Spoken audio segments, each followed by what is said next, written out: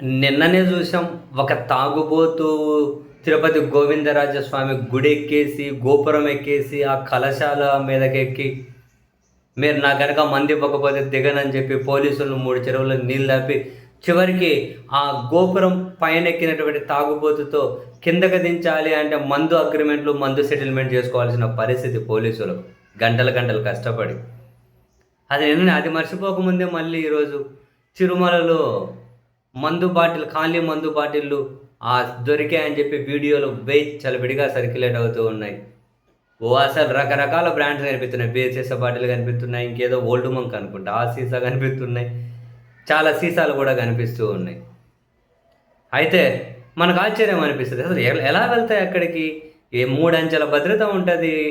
మరి వీళ్ళంతా ఏం చేస్తున్నారు? ఎందుకు రెగ్యులర్గా ఇటువంటి వార్తలు మనం చూస్తూనే ఉన్నాం? రెగ్యులర్గా ఈ వార్తలు చూస్తూనే ఉన్నాం. తాగుబోతు హల్చల్ చేశాడు, తాగుబోతు భక్తుల మీదకి వచ్చాడు.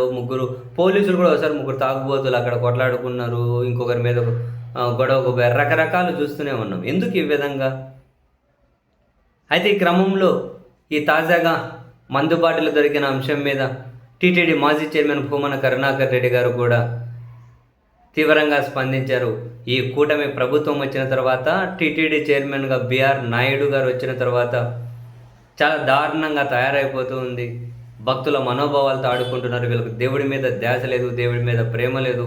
ఎంతసేపు ఉన్న విఐపీల సేవలో తరించిపోదామని చెప్పి తప్పితే మరొకటి లేదు. వీళ్ళ మంది మార్బలం ఆ టికెట్లు అమ్ముకోవడం మీద మాత్రమే దృష్టి పెట్టారు. అసలు ఎలా వస్తుంది మంది అక్కడికి?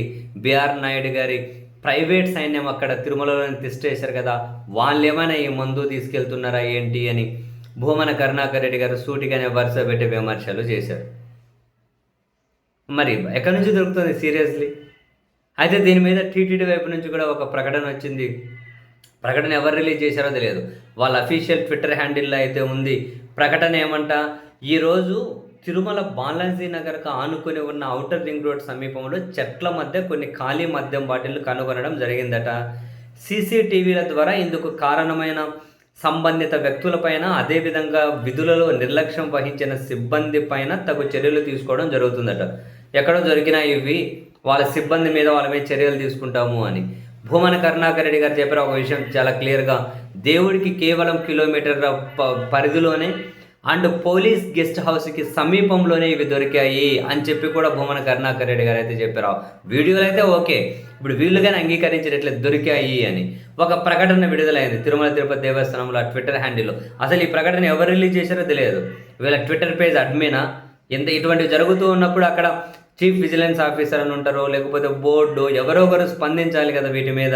అసలు ఇది ఎవరి పేరు మీద ఈ ప్రకటన లేదు. మరి ఎవరు రిలీజ్ చేశారో ఏమో తెలియదు. ఎవరి పేరు మీద ఈ ప్రకటన లేదు. మళ్ళీ పైగా వీళ్ళు ఏం రాసుకుంటూ వచ్చారు, beware of fake news and misleading messages circulating about Tirumala అట. కింద ప్రకటనలో ఏమో ఇందుకు కారణమైన వ్యక్తులపైన, అదేవిధంగా విధులలో నిర్లక్ష్యం వహించిన సిబ్బంది పైన తగు చర్యలు తీసుకోబడడం జరుగుతుంది అని వీళ్ళే ఒక ప్రకటనలో రాసుకుంటూ వచ్చారు. ఈరోజు తిరుమల బాలాజీనగర్కి ఆనుకొని ఉన్న ఔటర్ రింగ్ రోడ్ సమీపంలో చెట్ల మధ్య దొరికాయని చెప్పి వీళ్ళే రాసుకుంటూ వచ్చారు. పైన మళ్ళీ beware of fake news circulating అంటారు. ఏది ఫేక్ న్యూస్? బాడీలు దొరికాయి అన్నది ఫేక్ న్యూసా? లేకుంటే దేవుడికి కిలోమీటర్ పరిధిలోనే దొరికాయి అన్నది ఫేక్ న్యూసా? పోలీస్ గెస్ట్ హౌస్కి సమీపంలో దొరికాయి అన్నది ఫేక్ న్యూసా? అసలు ఏది ఫేక్ న్యూస్? పైన మ్యాటర్ ఏమో ఫేక్ న్యూస్ విషయంలో జాగ్రత్తగా అని అంటారు. కింద వీళ్ళ ప్రకటనలోనే ఏమో తిరుమల బాలాజీ నగర్లో దొరికినాయి, సంబంధిత అధికారుల మీద, సిబ్బంది పైన చర్యలు తీసుకుంటామంటారు.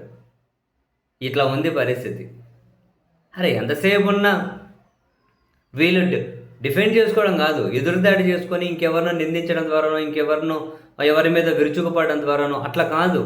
ఇటువంటి ఏమైనా జరిగినప్పుడు అసలు ఎట్లా వెళ్తున్నాయో అర్థం కాదు. ఇవి అట్లా ఎట్లా వెళ్తాయి పైకి? ఎక్కడికక్కడ చెక్ పోస్టులు ఉంటాయి, చాలా భద్రత ఉంటుంది, 3 అంచెల భద్రత ఉంటుంది కదా. నిజంగానే ఇది చాలా పెద్ద ప్రశ్న.